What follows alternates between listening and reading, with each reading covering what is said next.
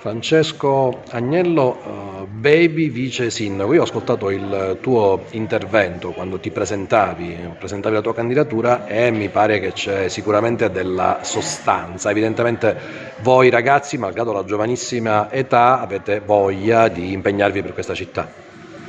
Sì, senza dubbio il nostro impegno sarà primario. La volontà è quella di far partecipare quanti più giovani cittadini al nostro intervento e speriamo che funzioni, il nostro compito funzioni.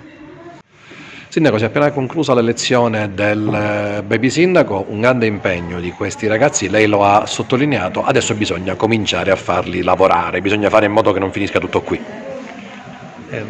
L'amministrazione ha voluto fortemente che si formasse questo organo, è un organo sicuramente consultivo ma che rappresenta l'anima bella della nostra città. Sono i ragazzi che sono il nostro presente e il nostro futuro e la nostra volontà è quella di coinvolgerli in tante iniziative che andremo a prendere e consultarli su temi importanti che riguardano la nostra collettività. Poco fa, quando ho parlato ai ragazzi, ho detto che ci sono temi importanti quale l'equità fiscale tributaria sulla quale stiamo intervenendo notevolmente ed è oggetto di dibattito cittadino continuo.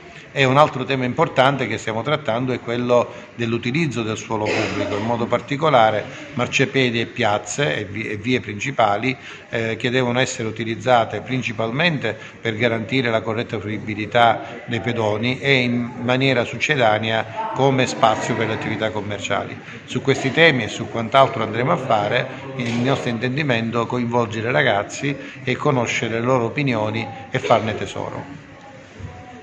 Salvatore Zarbo della seconda A del comprensivo Giorgio è il nuovo baby sindaco di Licata, sei stato eletto pochi istanti fa, che emozione è? È un'emozione grandissima.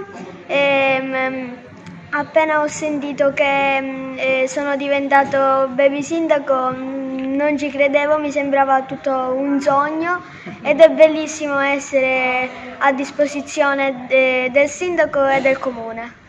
È troppo presto, ma comunque c'è tra i problemi della città uno che secondo te merita più attenzione degli altri? Sì, la pulizia, perché Licata è una città troppo sporca e bisogna curarla giorno per giorno.